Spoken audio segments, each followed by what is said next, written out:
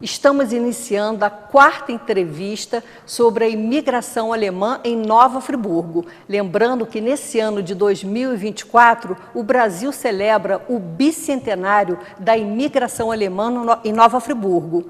Bem, nós já entrevistamos anteriormente o historiador Ronald Lopes, que fala sobre o pastor luterano Frederick Sauerbrunn, que acompanhou os colonos alemães até Nova Friburgo, né, e foi o guia espiritual deles, colonos esses que chegaram aqui em 3 de maio de 1824.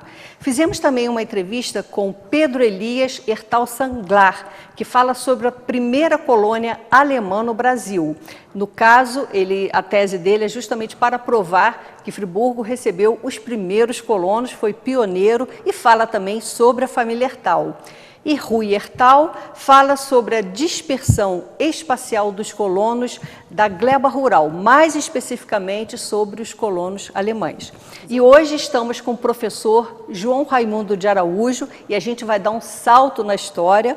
Vamos falar dos industriais alemães que se instalaram em Nova Friburgo a partir de 1911, inicialmente com indústrias têxteis, depois vem a metalúrgica.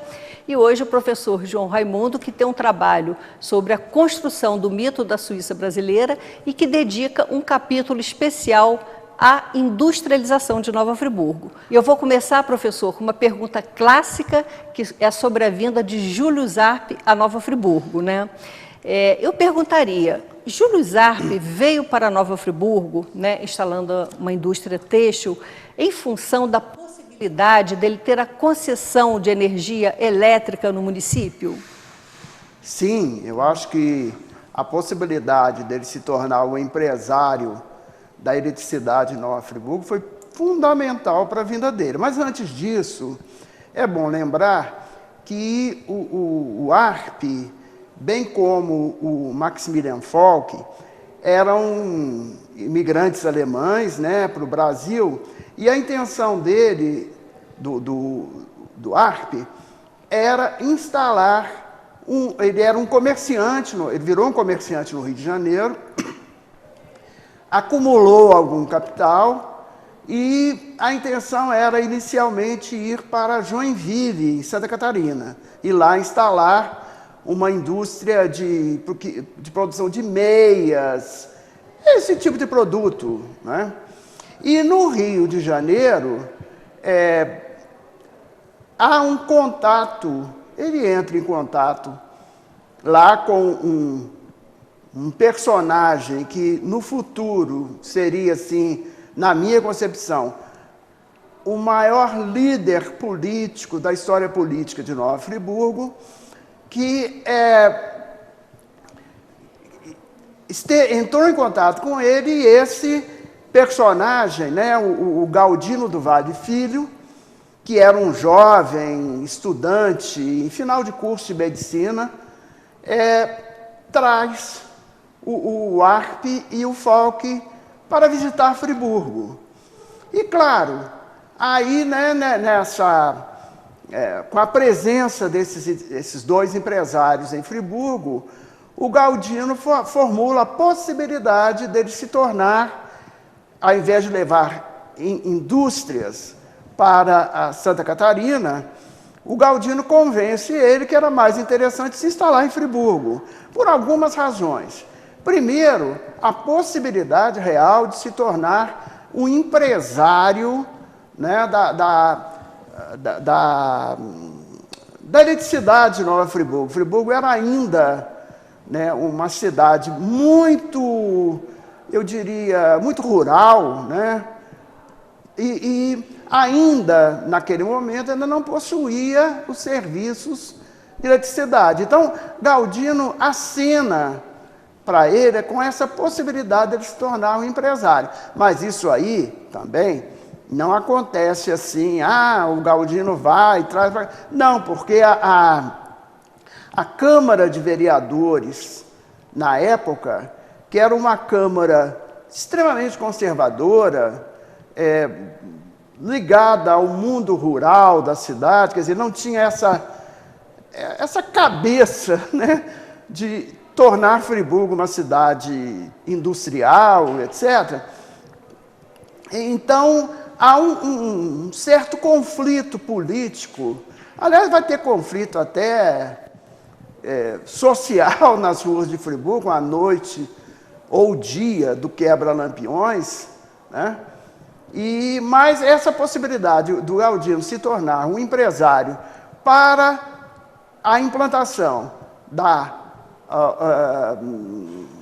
iluminação, né, da energia elétrica em Nova Friburgo é fundamental para a presença dele aqui. E eu queria ressaltar exatamente que essa ligação política, eu sempre procuro nos meus estudos sobre Friburgo, entender, né, que essa industrialização que se processa em Nova Friburgo a partir de 1911 é fruto muito mais de um acordo político, de um processo político que a cidade vai viver a partir de 1910, 1911, do que outros elementos, Janaína. Porque até eu queria afirmar uma questão.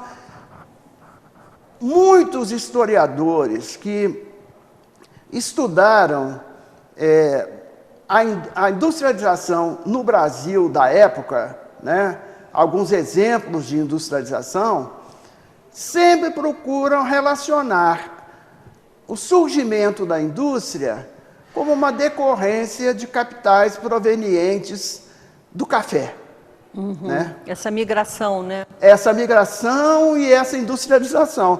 No caso de Friburgo, nada teve a ver, né, a indústria de Friburgo com os capitais provenientes da produção de café. Tem nada a ver. Eu tenho até uma conhecida que eu gosto muito dela e tal, uma historiadora, que ela fez um estudo sobre a economia de Friburgo, também do final do século XIX, e ela diz textualmente, porque a industrialização é proveniente dos capitais gerados pelo café, né?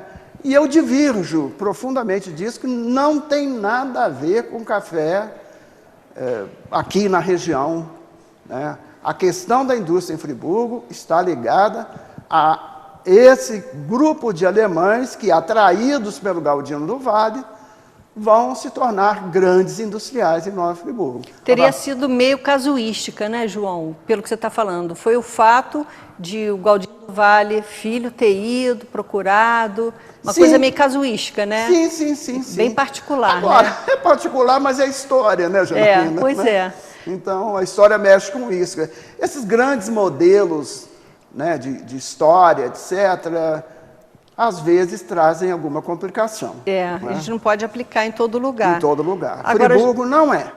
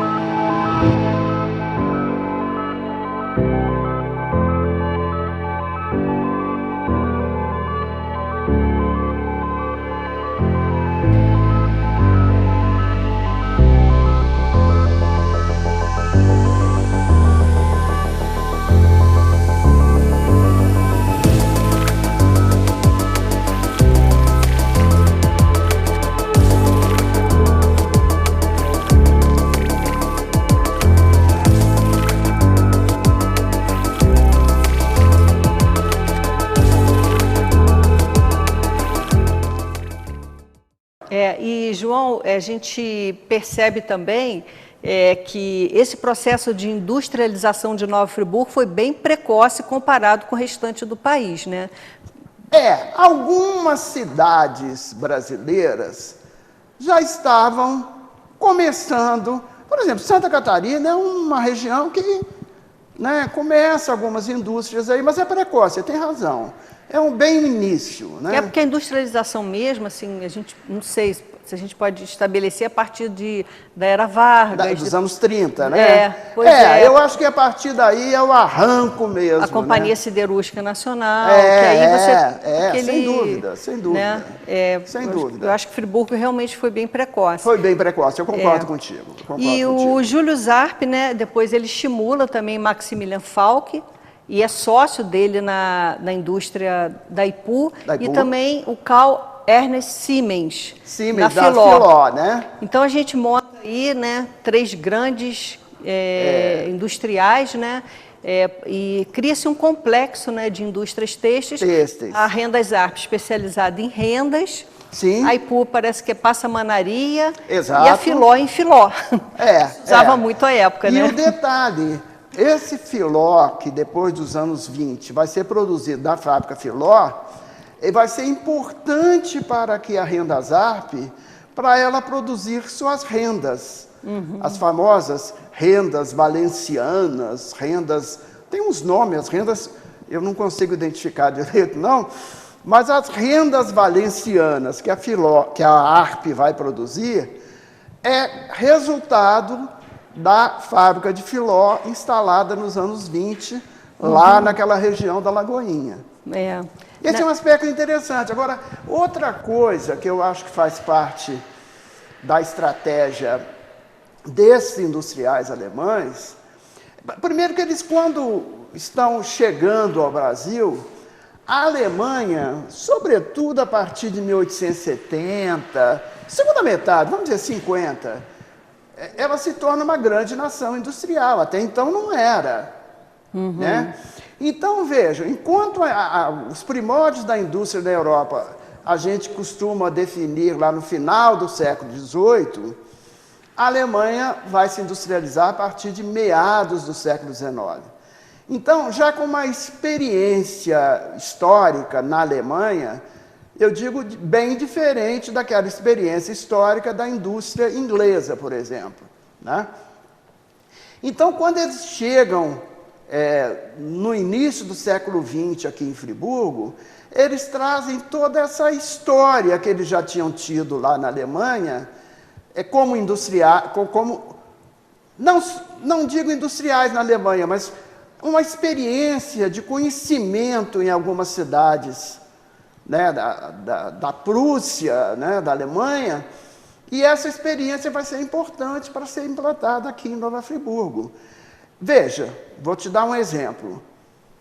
Uma característica interessante dessa indústria alemã, dessas 3, né, e mais tarde a metal mecânica, né, a Hans Geiser, elas não se concentram numa região de Friburgo, elas se instalam em regiões diferenciadas. Isso é interessante porque não há em Friburgo, não vai ter em Friburgo um único bairro operário, né, de trabalhadores para essas indústrias. Vamos dizer o seguinte, a fábrica Arp, né, a grande parte de seus trabalhadores foram habitar aqui a região de Olaria, né, que era uma região mais ou menos próxima da fábrica. Os trabalhadores poderiam vir até a pé, às vezes vinham de bicicleta, né? E era próximo. A Ipu, né, vai se concentrar todo um contingente populacional operário naquela região onde a gente conhece como Baripu, enfim. Né? A Filó, por exemplo, quando vem e se instala na Lagoinha. E lá vai criar o bairro operário, né, próximo à Filó, de trabalhadores que vão trabalhar na Filó. Então, não há uma concentração operária em Friburgo e, por isso mesmo, não há trocas de experiências. Eu acho que essa é uma estratégia do capital alemão de desconcentrar os trabalhadores no seu dia a dia para evitar movimentos mais tarde, né, sindicais, operários, etc. Friburgo, nessa época, sempre teve uma dificuldade muito grande, eu diria, o movimento operário teve sempre uma dificuldade muito grande de se organizar. Uma das razões é essa desconcentração das fábricas e, consequentemente, desconcentração no dia a dia do operariado. Você acha que a instalação de vilas operárias está dentro desse modelo? Sim, eu acho que sim. As vilas operárias, As vilas né? operárias, até porque a intenção das vilas operárias é criar um local, né, habitado pelos operários daquela indústria e, de certa maneira, exercer um certo controle sobre o dia a dia desses operários que vivem na vila operária. Porque além, João, da vila operária, você tinha as recreativas. Sim. Né? Todas as fábricas tinham que eles chamam de recreativas. Exatamente. Onde eles praticavam esporte, jogavam futebol, faziam as matinês dançantes aos domingos. Exatamente. Né? Essas matinês eram maravilhosas. Né? Pois é, então eles tinham toda a vida social no espaço da vila. No espaço da vila e entre os próprios operários em si, né? Bem uma coisa bem fechada, né? Exatamente. Até a igreja, na Igreja Católica, eram instalhadas. Você acha então que isso foi uma estratégia? Sem dúvida nenhuma, não tenho dúvida. E uma coisa, João, que eu acho muito curioso também, é o fato de Júlio Zarp morar numa casa dentro das instalações da Rendas Zarp. O Otto Simes morava dentro das instalações da fábrica Filó. É uma coisa curiosa, né? Eles morarem dentro da própria fábrica também, né? E exercem um trabalho, eu chamo até de educativo, né? Porque esse trabalhador dessas fábricas, geralmente é um indivíduo muito rude, né? Vem da lavoura, do campo, né? Sim, vem do campo, exatamente. Então, eles ficavam ali, é comum, às vezes você lê um texto, uma declaração de algum operário da época, que eles ficavam ali na porta, por exemplo, do refeitório. O indivíduo chegava para comer, para almoçar e tal. Aí estava lá o chefão dizendo, olha, você não lavou as mãos. Então entra ali, vai ali na pia e lava as mãos antes de almoçar. Isso é educativo. Então, esse tipo de educação comportamental, eles vão exercer nas vilas operárias sempre. E dentro da própria empresa sempre também. Agora, João, então você me lembrou uma frase que você uma vez disse, uma entrevista que eu fiz com você, que você disse que os alemães foram industriosos, né? Aí, para desenvolver mais o que você falou, dentro assim de um documentário, né, que eu fiz sobre a Rendas Zarp, que está sendo exibido aí pela TV Zoom, o Otto Siemens, nos jornais, disse que ele introduziu valores operários, valores morais entre os operários, como pontualidade, disciplina, organização, valor do tempo, entre outros, né? Até porque eles ganhavam por produção, não tinham um salário fixo, né? E tem um editorial do Jornal do Comércio, de 15 de junho de 1961, que diz o seguinte: à fábrica de Rendas Zarp se deve ao impulso progressista da cidade, tanto no que se refere ao desenvolvimento industrial, como também à parte educacional, pois a região assimilou de maneira marcante os costumes e hábitos europeus, diferenciando-se assim das demais cidades fluminenses. E por aí vai. Não tenho dúvida com relação a isso, entendeu? E eu acho que a fábrica é um espaço, né, de educação nesse sentido. Agora, as vilas operárias também são. Porque na vila operária, havia, né, jogos, né, os trabalhadores tinham lá a recreativa, Depois né? era o jogo dos industriários, né, as Jogos, Olimpíadas, isso, né? tudo isso.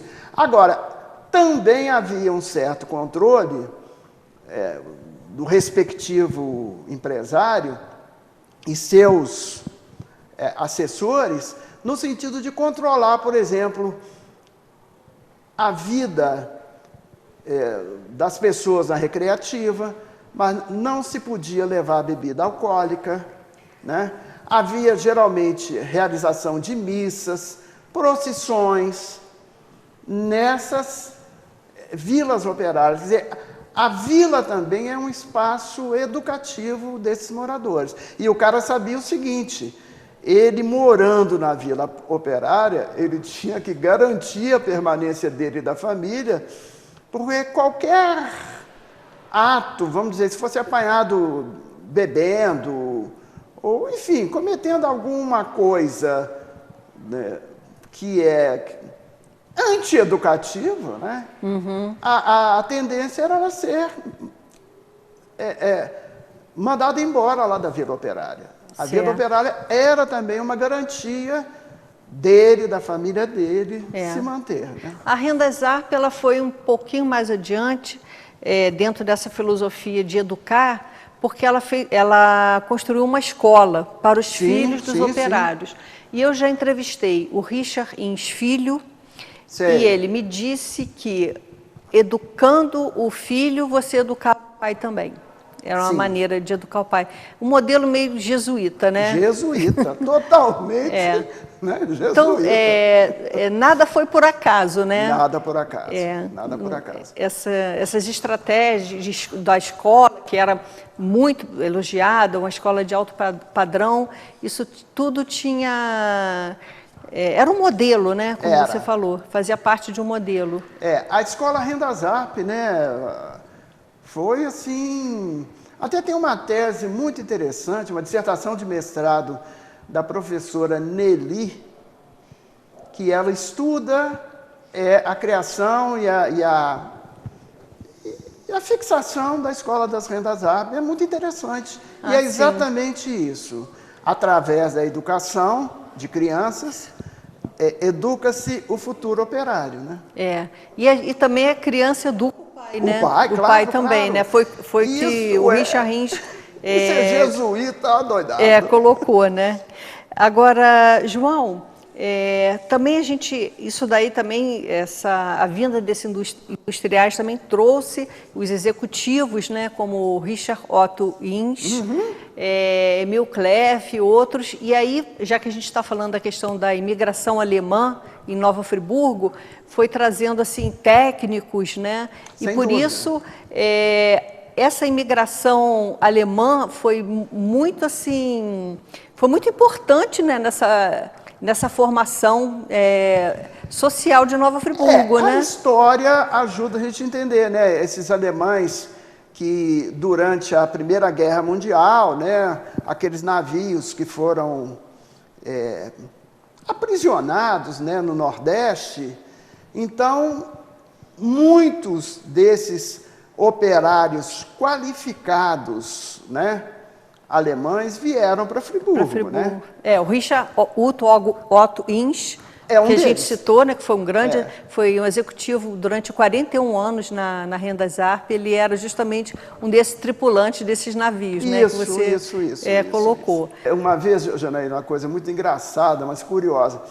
Eu estava fazendo uma caminhada com os meus alunos de História da Faculdade de Santa Doroteia, um sábado de manhã. Às vezes eu fazia isso, fazia uma caminhada pelas ruas do centro de Friburgo.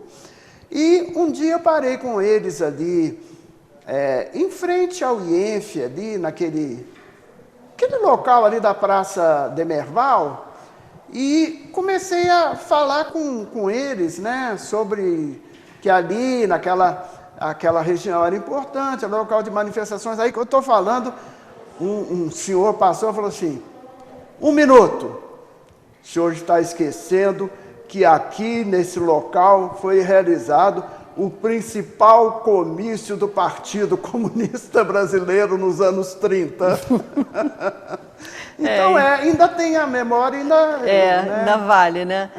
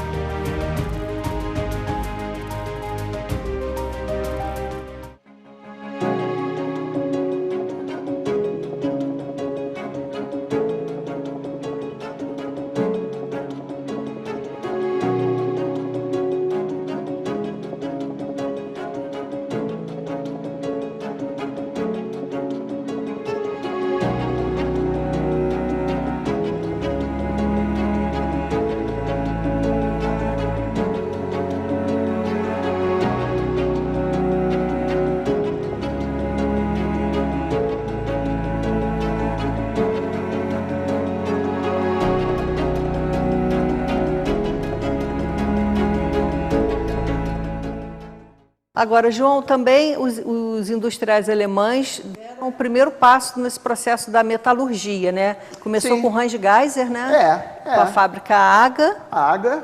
E que hoje a metalurgia em Friburgo exerce tem um papel assim, fundamental na economia da cidade, né? A cidade já não é mais uma cidade meramente têxtil, né? Como foi até, vamos dizer, até 2011, mas hoje a indústria metalúrgica exerce um papel fundamental na economia da cidade. Né? A própria Stan, né, que é a maior indústria metalúrgica, o seu Francisco Faria, que foi um dos seus fundadores, ele trabalhou na Ferragens AGA, né? Sim.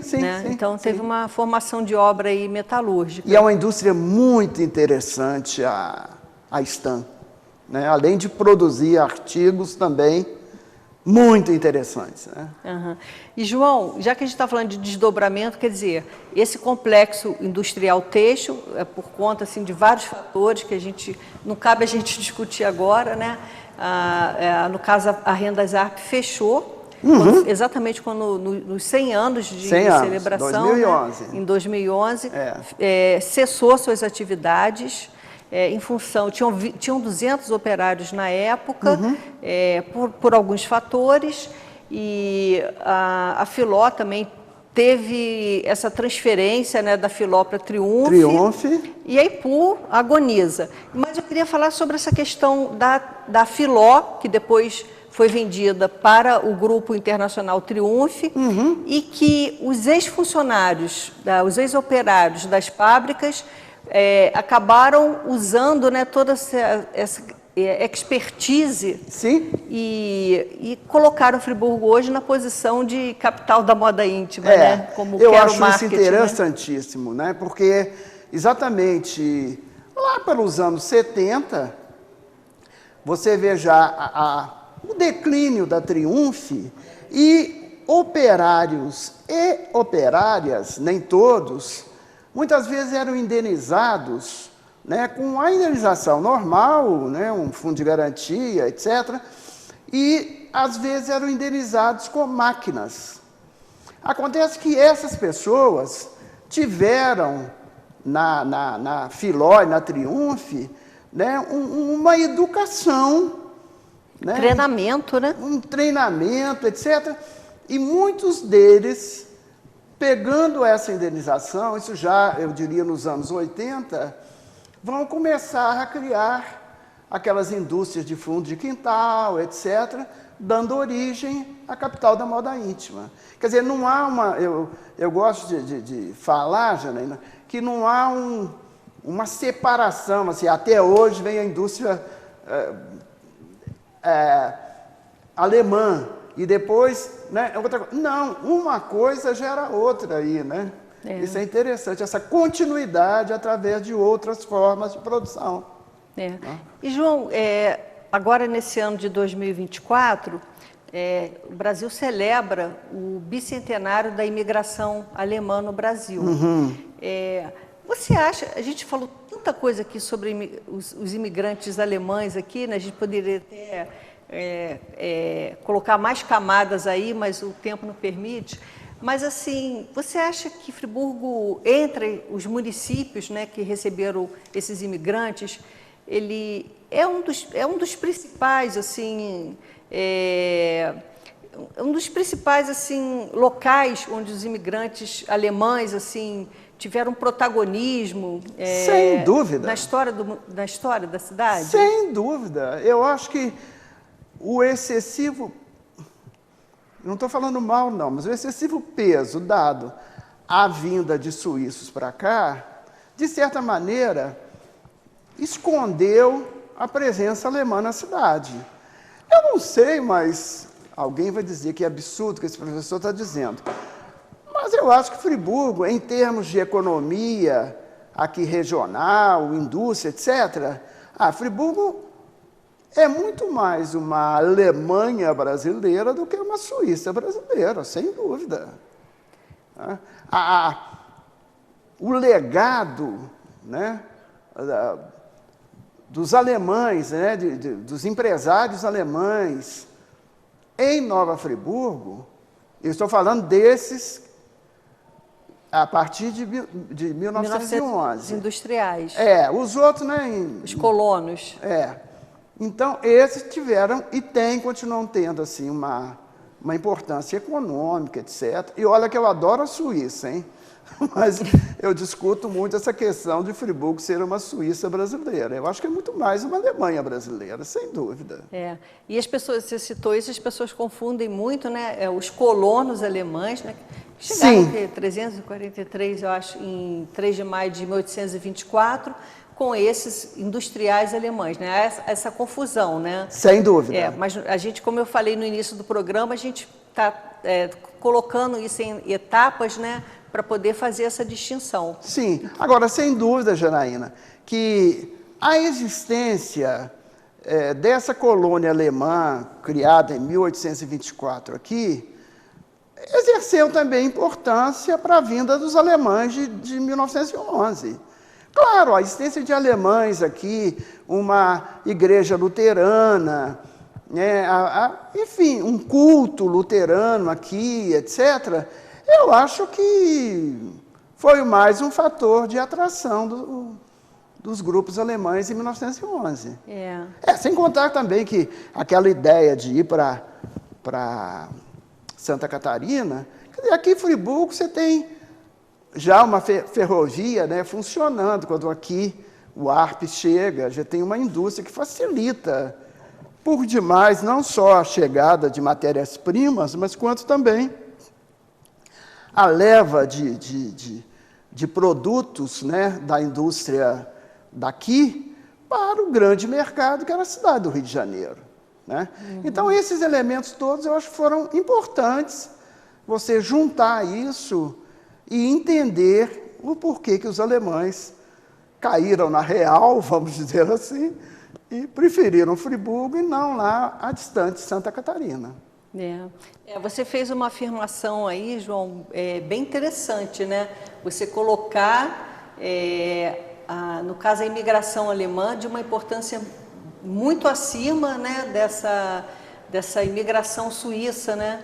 Isso daí gera até uma controvérsia, mas eu concordo. Polêmica braba. Uma polêmica, eu concordo com você, porque se a gente hoje estudar, né, a sociedade friburguense, a gente tem muito mais legado, né, dessa imigração alemã, que você, notadamente, claro, essa de 1911, do que de uma imigração suíça, como a gente falou aqui, sobre a questão têxtil, né? Friburgo hoje é conhecida como capital da moda íntima. Friburgo também ainda tem um setor metalúrgico assim bem desenvolvido. Uma das maiores que começa com o capital alemão também. Exatamente. Né? E, João, você gostaria de fazer mais alguma consideração sobre essa questão dessa imigração alemã, de um modo geral? Não, eu acho que ela identifica, sim, Nova Friburgo. Nova Friburgo, nesse aspecto, ela tem assim, um legado recebido muito mais dos alemães do que de outras. Né, Friburgo não é só também Suíça e nem Alemanha. Friburgo tem uma presença italiana, por exemplo, importante em outros momentos, outros povos, né, que para cá vieram.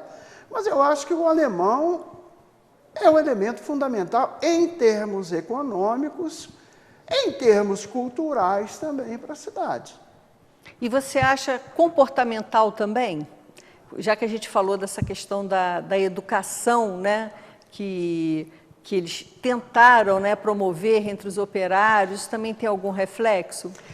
Olha, diretamente, assim, educação, ensinou aqui, ensinou lá, eu acho que não. Né? Não, né? Mas eu acho que em termos de comportamento, sim. É uma cidade muito disciplinada. A disciplina alemã veio com os industriais alemães. Uhum. E eu acho que é uma cidade muito disciplinada. Eu acho que, por exemplo, hoje você não sente muito isso, mas vamos colocar, até uma década de 60, 70, eu acho que isso ainda teve reflexo, né? Eu acho. Porque sempre se disse que as pessoas daqui eram muito educadas, sim, sabiam se comportar sim. Em praça pública, né? Você sempre ouviu isso, né? Isso. Que as pessoas de Friburgo se diferenciam por conta desse comportamento. Mas historicamente as pessoas talvez não conheçam, né? Que para a implantação dessa indústria, para o Grupo Warp se solidificar como grande empresário da energia elétrica na cidade, né, em 1911 mesmo, né, houve como é que eu diria, um conflito na cidade, né, que foi a noite do quebra-lampiões, né, que havia uma certa negativa, né, dos vereadores do município de permitir a concessão, né, da exploração da energia elétrica para o ARP, e uma boa parte da população, num domingo do mês de maio de 1911, essa população é incentivada a sair pelas ruas, destruindo os lampiões, sobretudo da Alberto Braune, né, o General Argolo, que era iluminada com lampiões a gás. Né? E a população vai para essa rua destruindo os lampiões a gás. Que é Alberto Braune. Que é Alberto Braune. Depois ela se volta, a Câmara Municipal era ali na rua... Como é que chama aquela rua ali, gente? Qual? Que sobe para as Brownies. Monte Líbano. Monte Líbano. Ali que era a Câmara de Vereadores. Essa população, depois de quebrar os lampiões, ela se volta... Acho que ele chamava Rua da Cadeia. É a Rua da Cadeia. Ali tinha a cadeia. Isso. Né?